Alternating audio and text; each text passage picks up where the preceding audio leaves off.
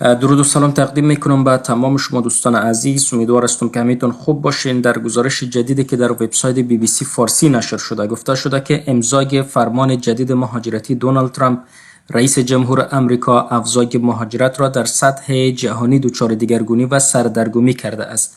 از مکزیک که مهاجران از کشورهای مختلف خودشان را به آنجا در یک قدمی آمریکا رسانده اند تا افغانستان که از جمله کشورهای رده اول با بیشترین شمار مهاجران پراگنده در گوشه های مختلف جهان است. در پی امضای فرمان اجرایی دونالد ترامپ، وزارت خارجه آمریکا سفر تمامی پناهجویان و مهاجران به این کشور و رسیدگی به روندهای جدید مهاجرتی را به حالت تعلیق درآورده است. اقدام تازه بدین معنا است که جلوی ورود افرادی که اجازه ورود به ایالات متحده را دریافت کرده اند هم گرفته خواهد شد. بر اساس گزارش شبکه CBS که همکار BBC در آمریکا است، تمام پروازهای حامل مهاجران لغو شده است. مقامات حکومت جدید آمریکا خواهان توقف روند ارجاع مهاجران و برنامه بایدن شده اند که اجازه میداد شهروندان آمریکا مهاجران را اسپانسر کنند. بر بنیاد این گزارش، فرمان ترامپ تاثیر بر وضعیت کسانی که SIV یا ویزای ویژه مهاجرت به آمریکا را دارند نمیگذارد. BBC با چندین نفر از پناهجویانی که در پاکستان، قطر، افغانستان و کوزو منتظر سفر به آمریکا هستند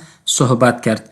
بیشتر آنها هیچ اطلاعی درباره پروازهای لغو شده ندارند و برایشان هم نامه یا ایمیل در این مورد فرستاده نشده است. اما همزمان هیچ خبری هم در رابطه با پروازهایشان برای آنها گفته نشده است. مثلا با افرادی که پروازهایشان به تاریخ 27 و 30 جنوری و 3 فوریه مشخص شده و آماده سفر هستند، دیگر هیچ معلومات تازه‌ای داده نشده است. برای برخی دیگر از طرف نهادهایی که مسئولیت هماهنگی انتقالشان به امریکا را دارند اطمینان داده شده که مشکل ایجاد نخواهد شد. اما برای گروهی از افراد شامل پرونده‌های P1 و P2 در پاکستان، این ایمیل از سوی نهادهای هماهنگ کننده آمده است: ما اوضاع را با در نظر داشت فرمانهای اخیر دولت امریکا زیر نظر داریم.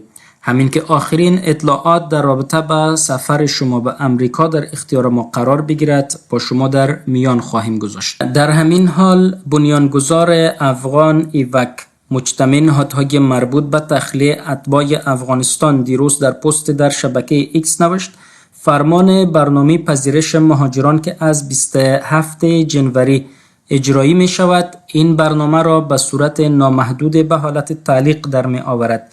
هیچ استثنایی هم برای افغانها وجود ندارد. ما این هفته را داریم که دونالد ترامپ را متقاعد کنیم که اخلال در برنامه اسکان مجدد صورت نگیرد. دوستا، گزارش جدید بود که نشر شده بود، خواستم که شما هم با خبر شوید. تشکر میکنم از اینکه تا پایان این خبر همراهیم کردید.